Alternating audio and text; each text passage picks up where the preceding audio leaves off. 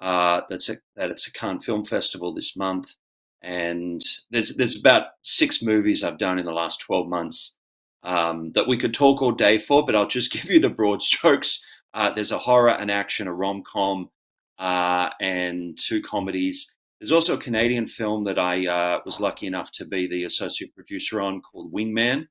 Harlan Williams is the director. If any of your audience remember him from Dumb and Dumber, Right. Sorority Boy, something about Mary. Very funny guy.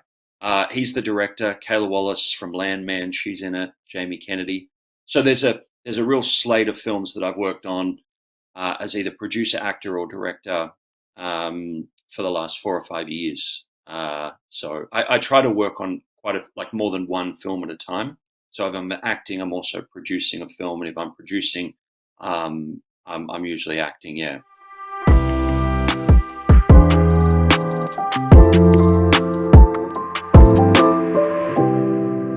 Hello, I'm John Brink, and we are podcasting on the Brink from downtown Prince George, British Columbia, Canada. And for all those people watching us from around the world, they say, okay, we know where Canada is, and British Columbia on the West Coast, right? Right. And then there is a big city called Vancouver, right? And where are you, John? Well, we are 500 miles north of Vancouver, or for European friends, 800 kilometers. And that puts us in the center of British Columbia, north, south, east, west, big province. And then we have lots of friends around the Prince George area in the northern BC, black bears, grizzly bears, caribous, deer, wolves, foxes, you name it, we have them all, and we call it paradise. Today, a very, very important, interesting guest. His name is James Pratt. And James is an award-winning Hollywood actor, entrepreneur, a former 4-time Australian Auctioneer of the Year, and in real estate, and a very, very interesting career originally from Sydney, Australia. James, welcome to the show. John, I really appreciate you having the time to have a chat today. So tell us about you. From where are you from? What is your background? And as I understand it now, you are part of Hollywood and all those other things that are happening to you as we speak. How did you get there, and where did you really started initially? It's a little bit of a journey. It does involve quite a bit of distance. I like Originally it. from Sydney, Australia. Okay. Uh, Finished high school, studied acting, and I think, I mean, again, there was that side where as soon as I finished high school, my sort of family was like, Australia doesn't have a huge film industry, so it would be good to study something at the same time. So acting school, and also studied real estate. Fell into a really, I think I was very lucky with auctioneering in real estate. Real estate's very, very big in Australia.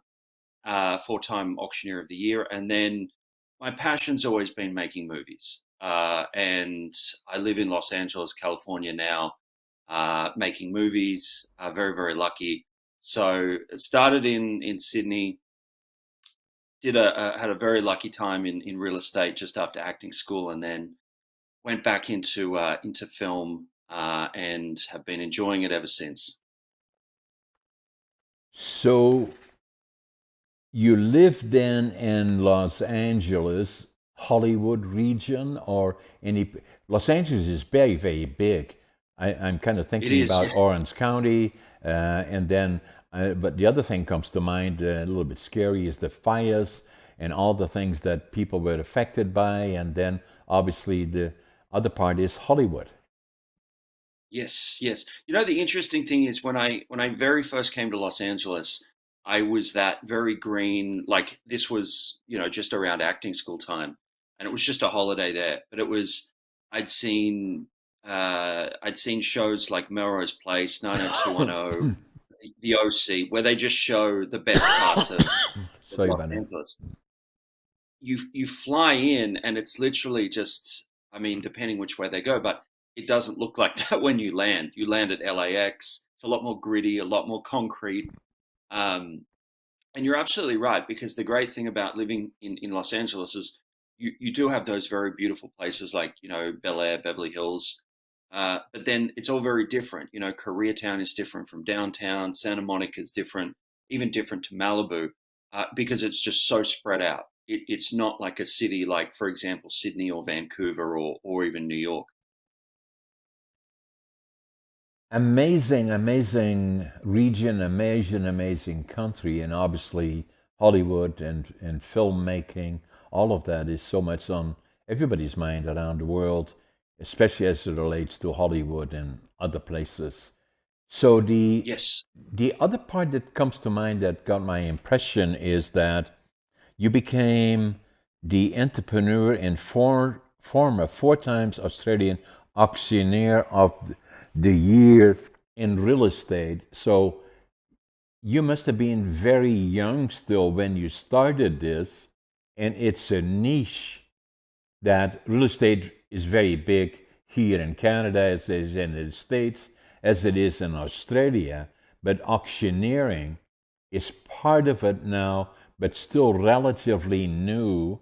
And so, how did you became involved in it? You studied uh, acting. You did some studying on real estate and business, obviously. You must have seen the niche here, and to become four times the auctioneer of the year, you must have been still very young. Yeah, it was all, looking back, it kind of was one of those things where I definitely sort of didn't plan it to kind of make it so it sort of makes sense. I finished studying acting school at quite a prestigious acting school. Um, was kind of at that age where, uh, wanted to do a little bit of traveling, wanted to, move overseas at some point. A lot of things going around, but the main thing is I just needed some money. And I took the first real estate job I could find, which I thought I was going to work there for, like a month, save up all this money and go traveling.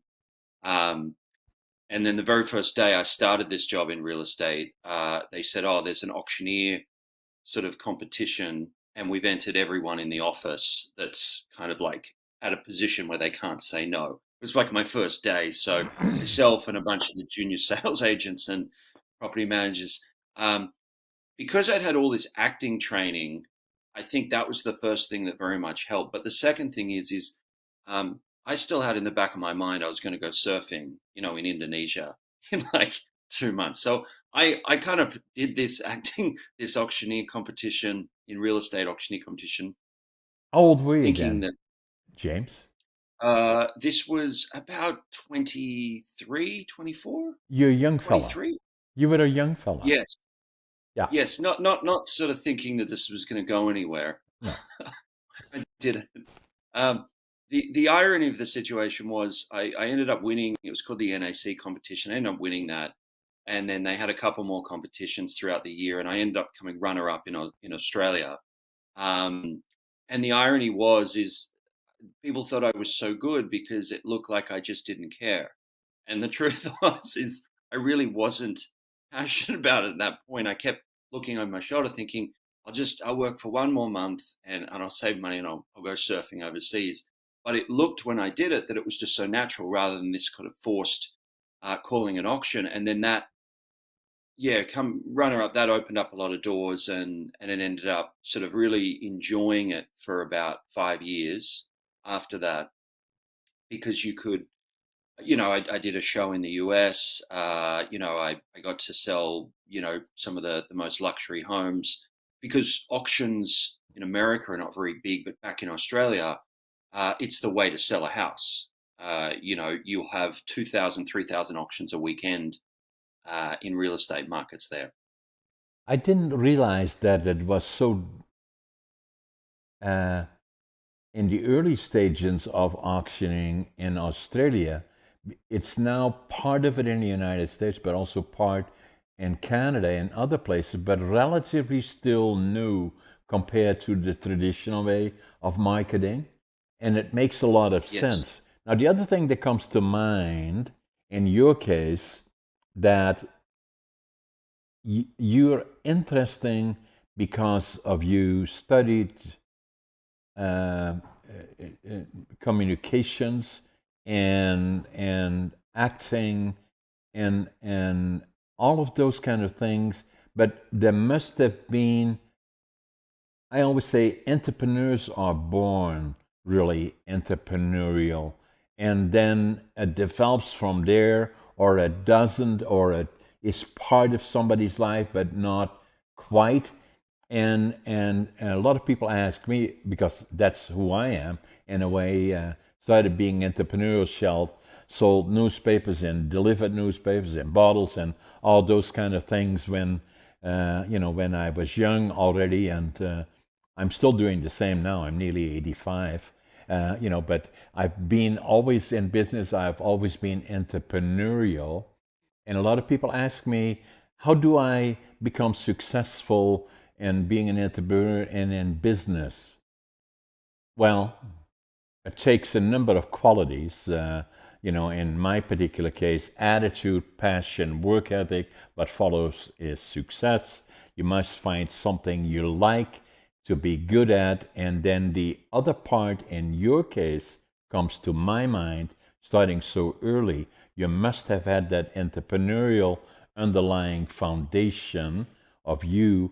And then the other part that appears to me, you were a good communicator and have developed that as you went forward, that made you successful as an actor, director, entrepreneur, real estate, and so on.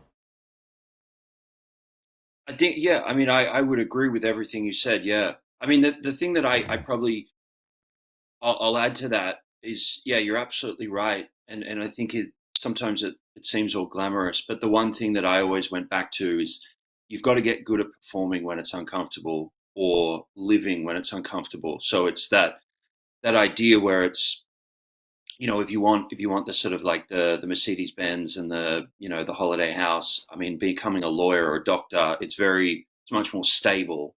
But an entrepreneur life can be basically all or nothing.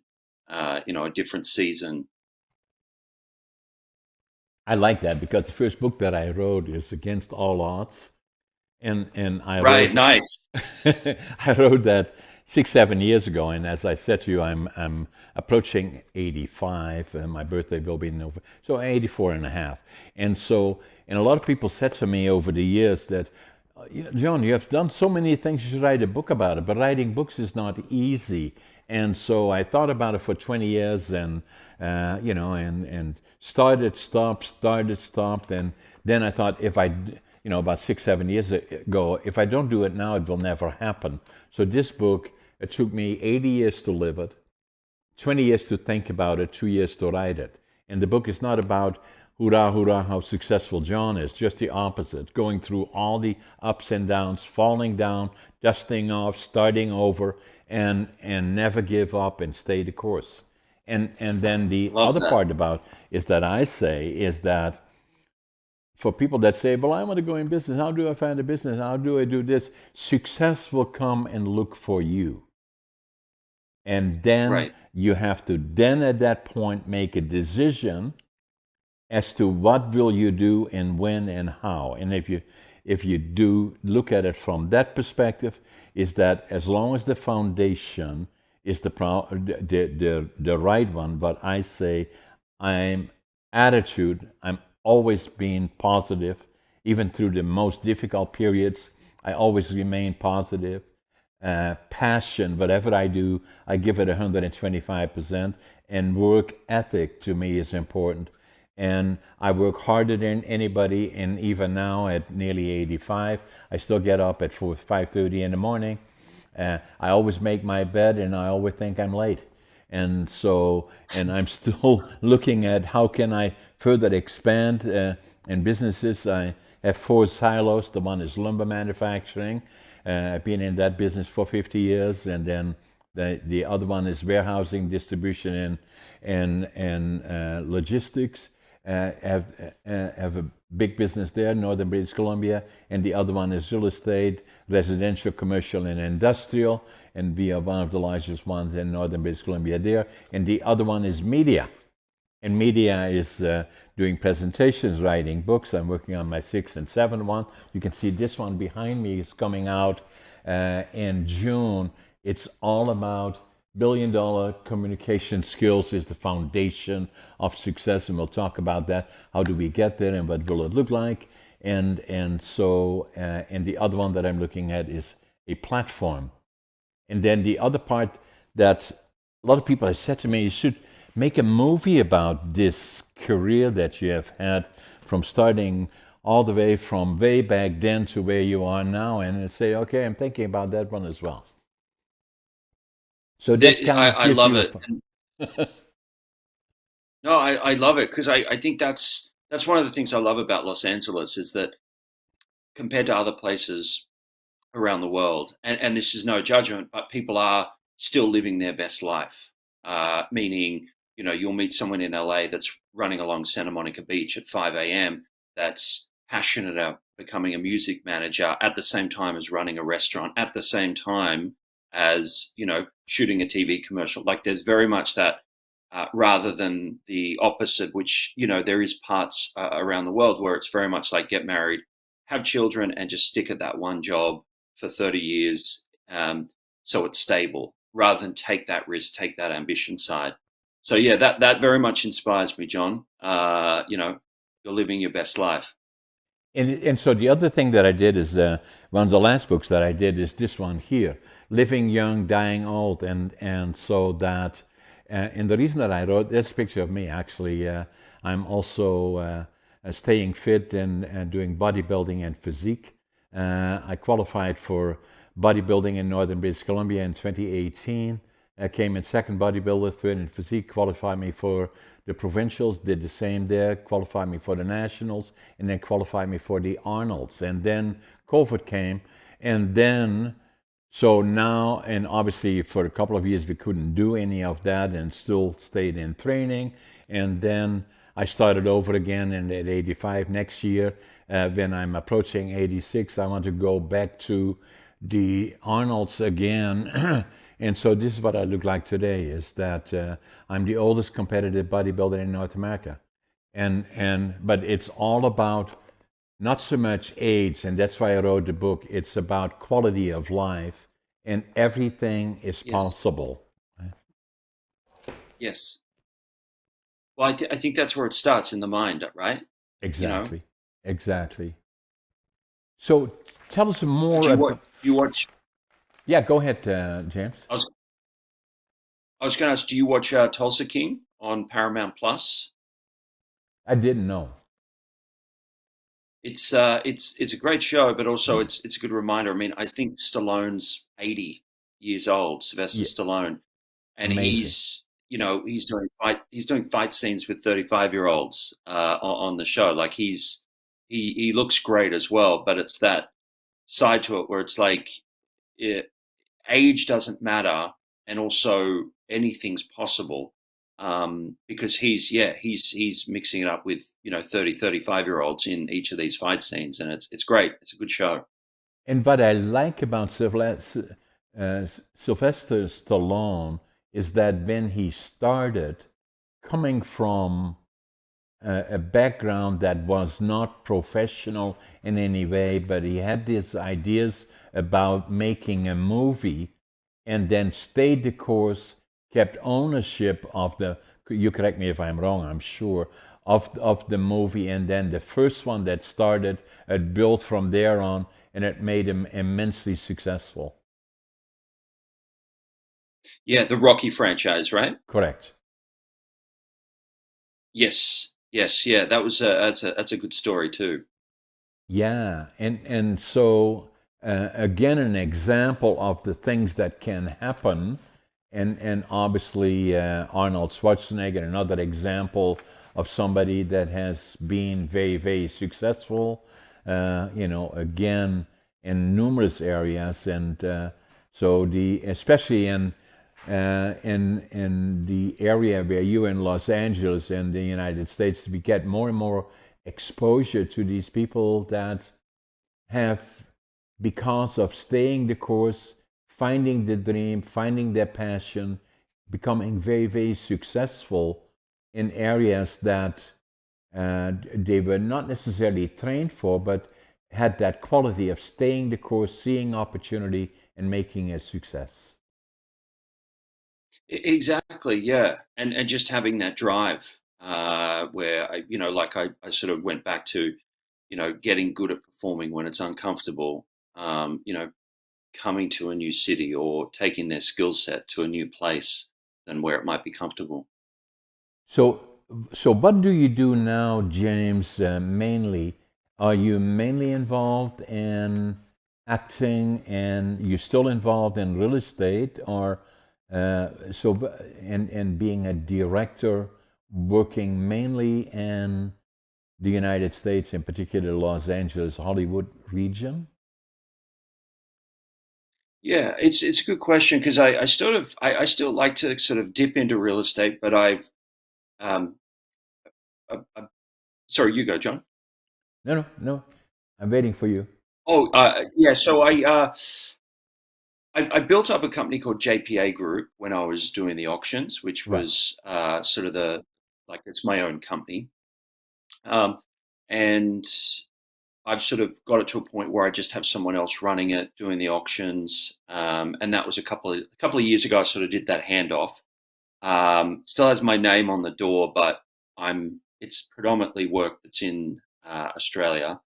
But yeah, I live in full time in Los Angeles. Um, just finished a movie called Waxman. Well, I'm currently on a movie called Waxman. Finished a movie before that. We're talking sort of February called Vanished. It's a Cannes Film Festival this month, and there's about 6 movies I've done in the last 12 months that we could talk all day for, but I'll just give you the broad strokes. There's a horror, an action, a rom com, and 2 comedies. There's also a Canadian film that I was lucky enough to be the associate producer on called Wingman. Harlan Williams is the director. If any of your audience remember him from Dumb and Dumber, Right. Sorority Boys, something about Mary. Very funny guy. He's the director. Kayla Wallace from Landman, she's in it. Jamie Kennedy. So there's a real slate of films that I've worked on as either producer, actor, or director for the last 4 or 5 years. So I try to work on like more than one film at a time. So if I'm acting, I'm also producing a film, and if I'm producing, I'm usually acting. Yeah. How do you do all of that all at the same time? That's what I'm wondering about. So because that's a lot of activity all at the same time. It's How do you you do it? it's one of those things, and it sounds a bit like what you sort of mentioned, like how busy you are. Um, I love making movies, so it's that passion where I don't mind getting up in the morning. Producing, if someone asks what's that like, it's problem solving a lot of the time and networking. So if you've got the network, it's combining that with problem solving. So that's something I sort of do in the day. So that's not too hard. The acting, I thoroughly enjoy because that's what I originally, did back in Australia. Um, but the thing about acting is, I think it's fantastic but you do get to a point where you want to get your hands dirty a bit. Meaning, sitting in a trailer for 4 weeks, being treated like a king is fantastic, but I'm the sort of person that wants to still be doing something, whether that's putting out a fire or networking or, selling a film. So yeah, I enjoy being busy. So how do you identify an opportunity saying, okay, that will make a movie. That's a good one. Or how do you go about that? How does the process work? It's great because, to cut a long story short, and you know this, John, when you're in LA, everyone has a script. Everyone comes to you and says, Yeah, "I have an idea that'll make $1 million." right, Um, the truth is, you've got to look at the very end of it rather than making a film. You've got to look at the end game, which is distribution, right.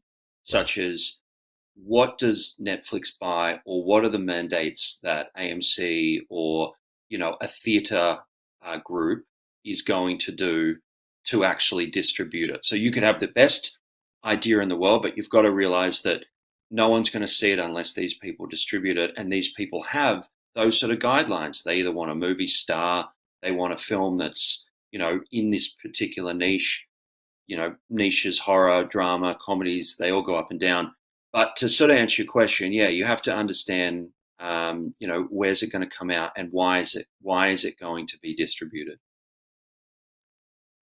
So, in a way, it reminds me a little bit about podcasting in a way, which I consider to be amazing because it was about 6, 7 years ago that I started doing blogging locally, regionally, and that was mainly by email going back and forth. And then the next step for me was to go get associated with a local television station, regional one, and did a form of podcasting. The next thing is COVID came, that stopped everything, and we said, what do we do now?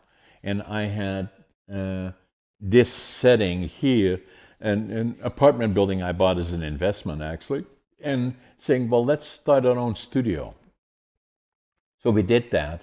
And then it became a question of where do we find interesting people? And maybe I have to set up another studio in Vancouver. And then said, no, because the more we watch television, mainly US television, we see interviews and we see 1, 2, 3, 4 different stars or individuals all interacting together and say, let's go virtual. And then we associated with Podmatch, how to find the individuals we can Podmatch with. And so we have done that now for about 4 or 5 years, and maybe not even quite that long, but so in any event, so it evolved to where we are now, and it is virtual. Mainly what we do, 95% of, if not better, are all virtual and around the world. And I believe podcasting is the new media. It's only on the beginning, in my opinion, and it's getting bigger and bigger around the world. And so I find it amazing, and not bragging necessarily about it, but we have been doing that now for a number of years, and so we are approaching 1 million subscribers on YouTube, and then which means that the other platforms we could well be over 2 million, if not more, and saying, where do we go from here? Because I do the same as you do. I'm a bit older than you, quite a bit older actually, but I'm still growing and looking at other opportunities. Where do things go from here? So we're thinking about podcasting obviously will become much, much bigger. It's the new media. I want to do a platform. And so where are the opportunities there? But first, we have to kind of raise the profile and raise the name. In our case, where I'm working on my 6th, 7th book, obviously being very active at podcasting and doing a platform and potentially movies and other things. Well, you hit the nail on the head when you mentioned the same thing in Hollywood.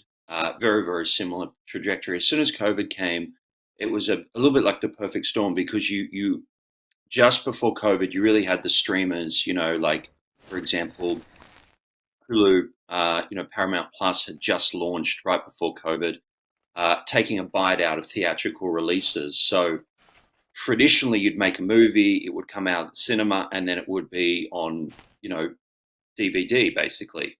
You'd go to Blockbuster to rent it. Then came the streamers. The pie became a lot like basically just another group now is trying to take a bite of the pie.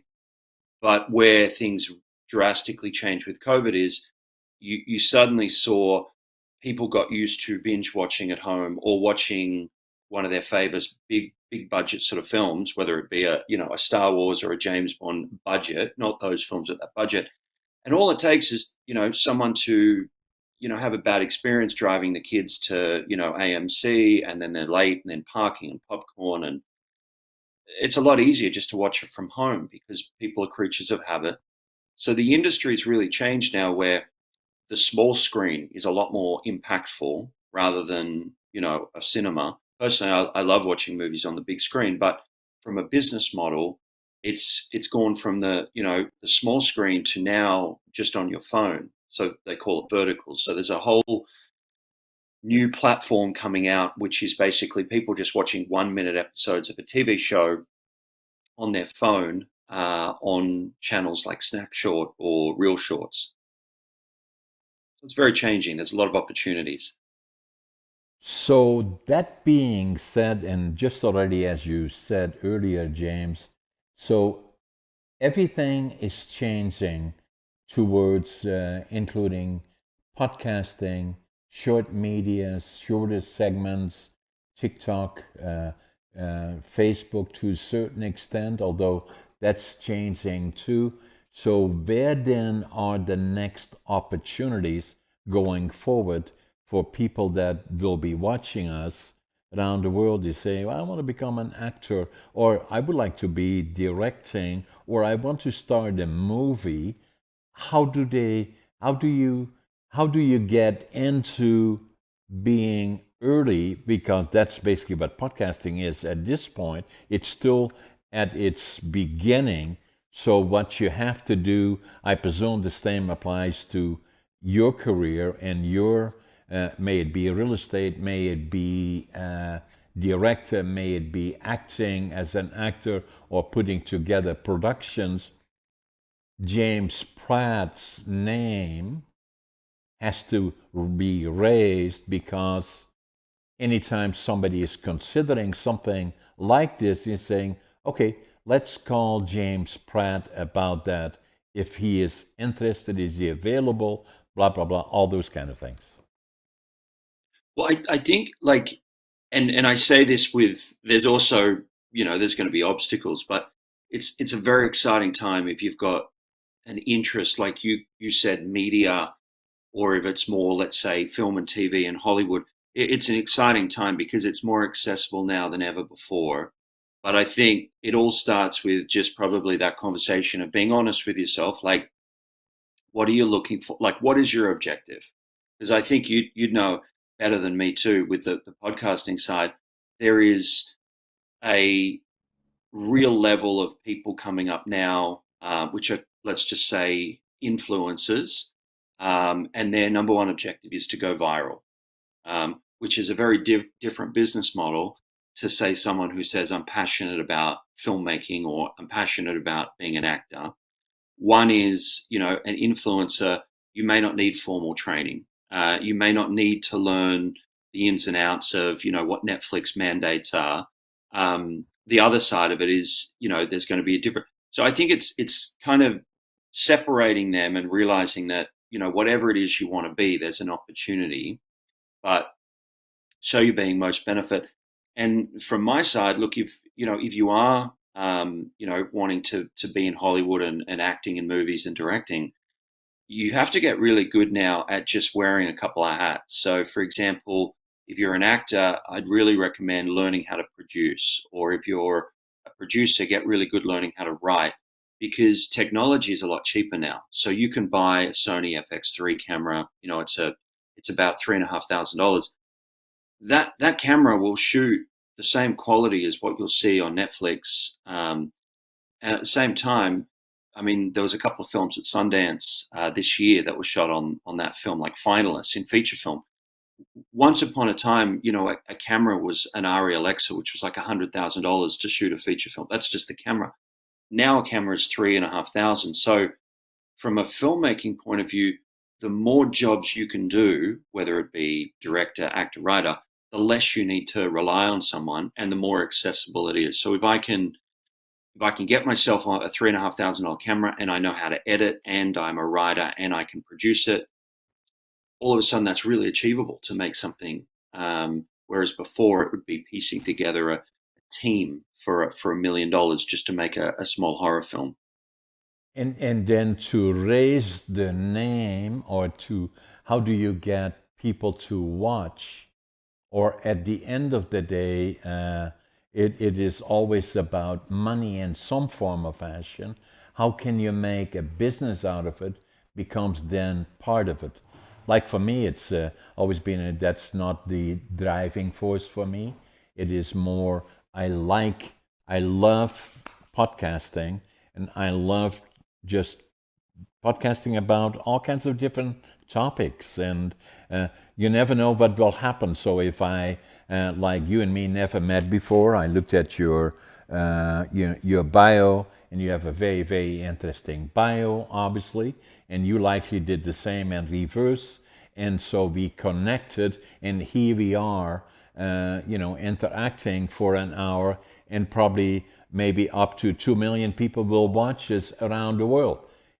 It is amazing, and then it becomes a question as to will it go further, will it become bigger and broader, and because the issues that I usually from my own experience or other people's experience interact about are issues that exist around the globe, and in Yeah. a lot of cases we are lucky because in a lot of cases people understand English and interact in English, and so we have that advantage. Although podcasting is dominant now in North America, but very rapidly becoming broader and broader around the world.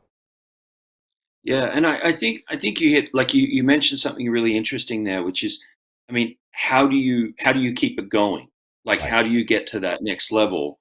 And I think that kind of also comes down to um, what your objective is. Like, and you sort of mentioned too, some people, their objective is to make as much money as they can.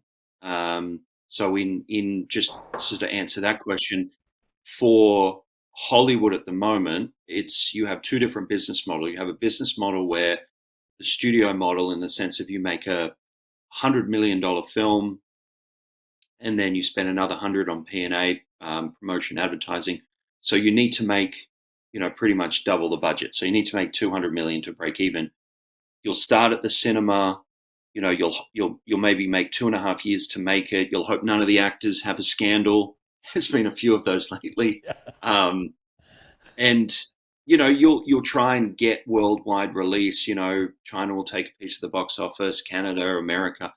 Um, and if it doesn't, then it's a big, there was, you don't have to look at how much Disney lost on the Snow White film recently, but there's a big gap. Like, you've made one movie and you're really hemorrhaging if you don't make it. The other business model is, okay, let's break it up. Let's say we've got a film fund of $10 million, and we're going to make 5 films, for between 1 and 3 each, and we only need 1 or 2 of them to hit, and the other 3, it gives us some sort of leverage. So making more films for the lower budget, which you often see on the streaming services, they don't have as much budget of, let's say, Oppenheimer, or making one film and then hoping that film. And I mean, again, everyone's different, but to kind of sum up, if your objective is to make money, you look in to see what's going to give me the best return, and what sort of odds do I want to go for. On the other hand, we can say, okay, let's start from the other side and saying, no, the objective is not to make money as a number one, but just to interact with like minded individuals from around the world about issues, whatever they may be, including, for me, coming back, I was born in 1940, and it's kind of an important month for us because it was May the 5th that the Germans capitulated, and surrendered during the war years, and I was born during that period and saw far too much that we should not have seen. I was born in northeastern Holland, and things were difficult. My mom and dad were married in 1938. They were very happy, and my dad had a job and a career, and they had rented a beautiful house. They're very quickly had a boy and a girl, and my mom was pregnant with me in early 1940, and I was born November the 1st, 1940. And then the dictator Adolf Hitler decided in 1938 that he would take part of Poland, and then after he did that, he put his focus on Western Europe and started. My dad then was called into the Dutch army in April of 1940, and for the last time that they saw him, but just before the bombing of Rotterdam, and for 5 years they didn't know if he was dead or alive. And my Wow. mom then, with two kids and pregnant with me, had to go through the war years in a difficult time. The first thing that I remember is bombers overhead and seeing far too much that we should not have seen, and still today, still have PTSD or the results of it in the inner child. And so April to me is a very, very important period. The other part is that we were liberated in our hometown April the 12th, 1945, 80 years ago, and I was 4.5 years old, by the Canadian Army. And as we all know, it was the United States and Canada and the UK that landed in Normandy to liberate Western Europe, and they did. The Canadians moved from Normandy through France, through Belgium, through Holland, and through the northern part of Holland, and pushed the Germans back into Germany. That's where we lived. So things got pretty tough there. And so we, as a little 5-year-old, saw far too much that we should not have seen. And so, but the other part is that the Canadians made such an impression on me that I knew from that point forward, as I grew up, I would go to the land of my heroes, Canada. And I did. I was going to go when I was 17. My parents wouldn't let me then. And then, so I was drafted into the Dutch Air Force for 2 years, and then worked in lumber there, and then emigrated to Canada when I was 24. And my dream was to build a lumber mill. Academically, I was not a success story. I failed grade 3 and I failed grade 7 4 times, or 3 times actually. And everybody said after the third time that I failed to my parents, well, what do we do now? You should send them to the mentally challenged school. They said, no, we're not going to do that. And so they said, we should get him a job. And so my dad had a friend that had a furniture factory. They sent me there when I was 12.5 years old, and started working as in the furniture factory, and in the evening became a furniture maker. And it got but kids can be hard on each other, and when I failed grade 7 3 times, that all the people that were my friends that went on to college, university, they looked at me as a laborer. I'm proud of that today, but then, it was kind of tough, and I felt I had to start over again. So my dream of going to Canada was important to me, and then to start from nothing, because I always felt I was just as smart as the others, maybe not better than, but just as smart, but I wanted to prove it to me. So when I left Holland and arrived in Montreal, I took the train to Vancouver, because that's where all the trees are in British Columbia, and 4 days, 5 nights. My God, that's a long train ride. And so I came to Vancouver, went to the immigration office, did speak the language, didn't know so, didn't have a job, and couldn't speak the English. And fortunately, there was a German fellow there, and I told him what I wanted to do. I wanted to build a lumber mill. He said, Prince George, go to Prince George. That's where they're building all the mills, and that's where all the timber is. I did that. So I went to Prince George. I'm there now 60 years later, and I can still see from here the place the Greyhound bus stopped, came off the bus, and I had my suitcase, 3 books, 2 sets of clothes, counted my money at least 3 times, and I had $25.47. Read that in your bio, which is so impressive. But what I did have is what became my foundation: attitude. No matter what happens, I always stay positive. and I avoid negative. Passion, no matter what I do, I give it 125%. And as I said earlier, work ethic, and if you follow that, what will follow is success. And so, and that's what I did. And and then the other part that changed my life, James, is that I, I, I really didn't know who am I, that why am I different than all the other people. And so at one point I went to a bookstore here in Prince George, and it was in 1997, and I already was here for 32 years, and I was already 57 years old, and I picked up a book, and the book's title was Driven to Distraction. And it was written by Dr. Edward Hollowell, medical doctor, professor, has written 18 books, 5 about distraction, ADHD, and dyslexia. And I said, oh my God, that's me. And so I wrote in the book, this is the actual book that I picked up in 1997. And I wrote in the book in Dutch because it was implied ADHD is a mental deficiency of some sort, so I wrote in Dutch. Now I finally know who I am. And so it was January 1997. That book, in a way, changed my life because now I knew, and the more I understood about ADHD, read in the book, Googled it up, and the more I started understanding, I believe it is a superpower. And so it took me 5 years before I would go to our doc, was a personal friend, delivered our 2 daughters, and came into his office and said to me, hey, John, why are you here? I said, I think I got ADHD. And so we checked it out, and yes, I do. And so now for me, if people say to me, yes, I did build a lumber mill and a number of other companies, but it's not about that. About 10 different companies, and so obviously I've done a lot of other things. But since that period, understanding who am I, it changed everything in my life. The companies that I already had that were successful became bigger, and I started to expand from there on forward.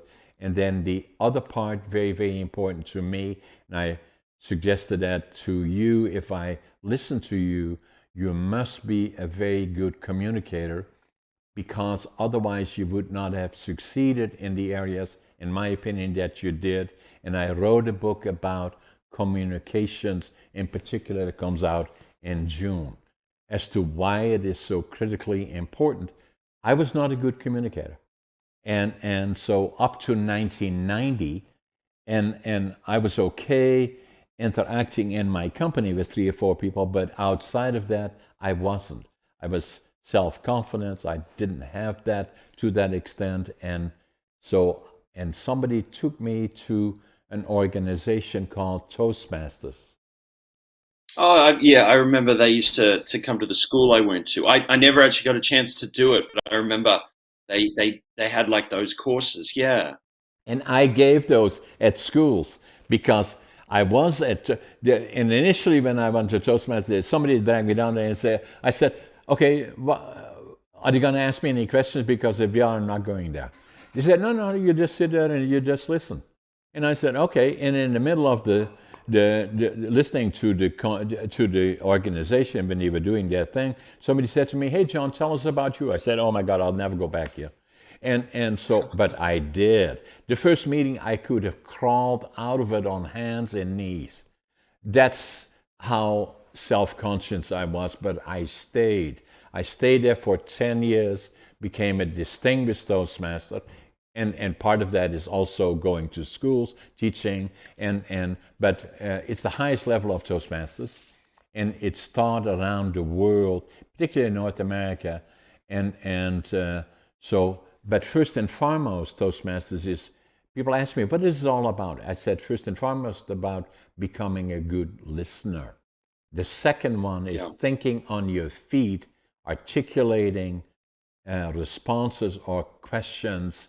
And then the last part is to make presentations and present them. So that part and through circumstances changed my life. So what changed my life is liberation of the Canadians and probably the Second World War still part of my life. And usually on Liberation Week, November the 11th, I go to at least 2 or 3 schools. I've done that for the last 12 years, where it's important for me because I was there. I know what it means. A lot of people think that if there is war is over, everything goes back to normal. It doesn't. It may take generations, if ever. And so it's important for me to share with the students as to what is the 2 minutes of silence all about, and why is it important to realize what we have is a gift, because everything can change very quickly, as it did in my life. Things were never the same again, and I have an obligation to speak Yeah. about it.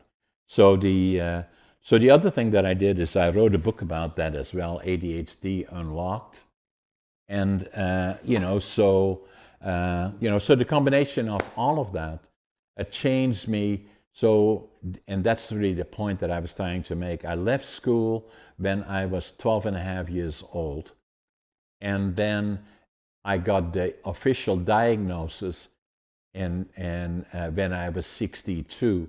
So for 50 years, I was wondering, who am I and why am I different? And the first step in that direction was going to Toastmasters in 1990 till 2000 and go to the level of where I was. And then the second one was finding this book, Driven to Distraction.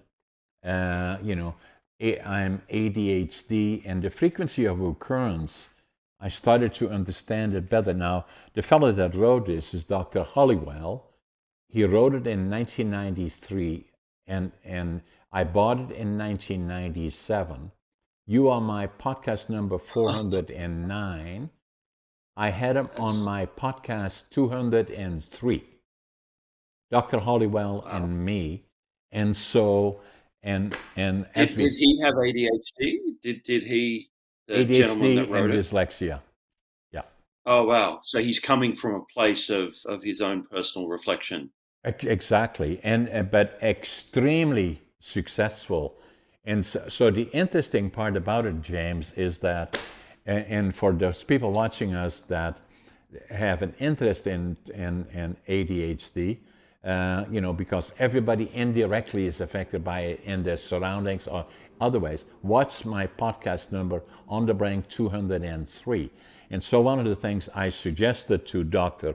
Hollywell, and he's the expert, but I lived it as he did, is saying that I believed that it is a superpower. He agrees. The second one, the frequency of occurrence between male and female is females presented differently than males, but the frequency of occurrence I suggested is probably 20% or more. He said, no, John, it's more than 25%. And I agree with him. The other part interesting is that I've met a lot of very successful individuals, a lot of very business people, and on and on and on, that have been very, very successful. And I believe I suggested to Dr. Hollywell that probably 50% of them, the successful ones, are ADHD. He said, no, John, 75%. And I agree with them. I do. I mean, I don't want to sort of give the exact statistic, but I did read very similar with the entrepreneurs are generally people with ADHD, in the sense of it also goes with their personality, that they don't want to just sit and say, look at a spreadsheet and have that calmness. They need to be doing something. They need to be building something. Exactly. But that's a cool story that you actually got him on your podcast after you'd actually found the book and then discovered. Yeah, and that was 1997 when I bought this book, and I mentioned it. This book I wrote on a January 1997. I picked it up in Prince George. I nearly wore it out here, and so since that time, the more, and it's still not fully understand, and I say that respectfully, there still is a bit of a, under lack of understanding about ADHD, but it's becoming more and more known, and the negative side of it, it is, if you understand it and you make it work for you, it really gives people an opportunity that they otherwise would not have. But understanding Yeah. it is very important. Yeah, absolutely. I think it also is a good point for people to come to terms with if they do have ADHD. It's not a bad thing. It's not that. It's often going to put you in a position where maybe you have an advantage, such as entrepreneurship. Yes, and so, and that's why I thought it's important. And so in my podcasting, I sometimes raise it, and other times I don't. But my podcasting are not about that necessarily. Some are parts of it, and but it is amazing how often it happens, James, where people that I interview indicate saying either in my family there is ADHD, we didn't fully understand it, and the stigma around it maybe. And in other cases where people say, I'm ADHD as well, blah blah blah, happens frequently. And so, Yeah, and I believe that's a good thing, and I believe that in my case, that's why I wrote the book, and that's why in some cases I give presentations about it as to what it means to me, and in a lot of cases it's interesting. But if you look back at me, communication skills was a challenge for me. It took me a long time to get there, and it partially was because of the failure of failing in grade 3, failing in grade 7. So people ask me, somewhat tongue in cheek actually, saying, "Do you still think about that you failed grade 7 3 times? Does it still bother you?" I said, "Yes, it does. In fact, I think I should have stopped earlier." yeah. Well, So I think you can have the comeback of who's laughing now. Yeah. exactly.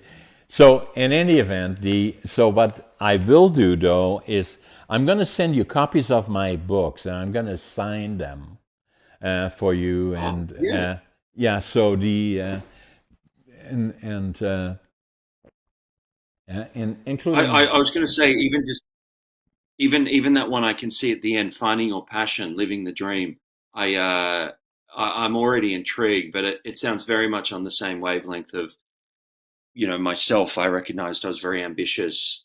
Australia is a very beautiful place to live, but ambition is more an LA, New York sort of set rather than a beautiful beach in Australia. Which, believe me, people think I'm crazy, not not for preferring that, but I'm happiest, like basically pushing myself, self improvement, learning on even if you fail. And the other part is never stop, because anything is possible. And this is me now, and everything is possible. And age is just a number.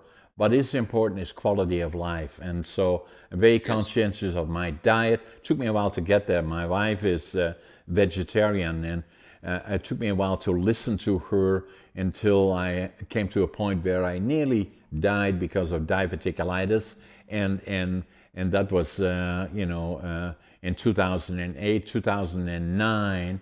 That's now 16 years ago. I knew I had to be more serious. I was not abusive in terms of food, but still not to the stage that I should be. I do that now and have done that for 16 years. This one, I've been going to the gym for 16 years with a trainer, and then wrote a book about it, is saying that age is just a number, but is important is quality of life. And then staying Yeah. fit mentally, physically, and diet, and staying active. Yeah. And I mean, I think as humans, I mean, people want to be producing, like they feel better if they're doing something with their life. The idea of I suppose someone, and everyone's got their own choice, but retiring at 53 and laying by the pool, it's fun, but as far as like what you actually feel inside, I think there's a different sort of euphoria you get if you create something, if you push through the barrier of something and then you get to the finish line, um, which which is living. Yeah. And at So any age, and I get people saying to me, well, going to the gym, I'm 45 years old, I'm too old for that. I said, no, you're not. So like, so I'm still looking at going to the Arnolds and 80, when I'm 86, and I've been trying to get Arnold Schwarzenegger on my show, but he has not responded. So if you know him and you see him, tell him John wants to see, I'll be back. So. I'll Anyway, see what I can do. I'll see what I can do. Yeah. and I same was with going to say, I think, Sylvester Stallone. I admire him. I want him on my podcast. I want to interact with these people, so do a movie.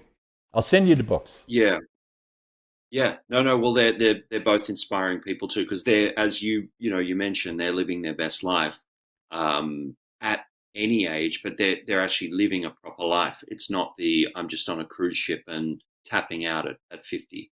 No, and so they are an inspiration to others, including me. And Yeah, hopefully, and that's why I like podcasting. Nothing to do with money, but maybe I can help some others and that are watching us and be an inspiration to some of them. And that alone, to me, would mean success. yeah. No, I love that. I love that. James, Is there a quote? yeah, Sorry, you go. yeah, no, you go. I was just going to ask, is there a quote that you live by after everything? Attitude, passion, work ethic, what follows is success. I love it. I love it. It's fantastic. James, it was an amazing podcast. Thank you for being on my show. Let's stay in touch. Maybe we can do something in Hollywood. and but stay in touch with me. I'm going to send the books to you, and then for all those people watching us, and this one is coming out as well, in June, and so we'll stay in touch. John, I really appreciate having the chat, and yeah, you're an inspiration. I was going to say, if you're in LA, let me know. You fit just right in with the lifestyle. And maybe there is room for saying, okay, well, maybe that's a story that would make a good movie. You know? Yeah, well, I was going to say, I think a lot of people, especially in let's just say the younger people in Hollywood, um, love to see what you've done, and then also that basically you can live your best life, because I think everyone in LA is they're trying to be rich and famous by the time they're 35, and then if they don't, it's like, oh, it's too old. But it's like, no, like as I mentioned, Stallone, Schwarzenegger, even directors, Ridley Scott, these John guys are Brink living their best life. Yeah. and So John Brink. Thanks, James. yes, Take John, care. pleasure. Thank you very much. Bye. Bye.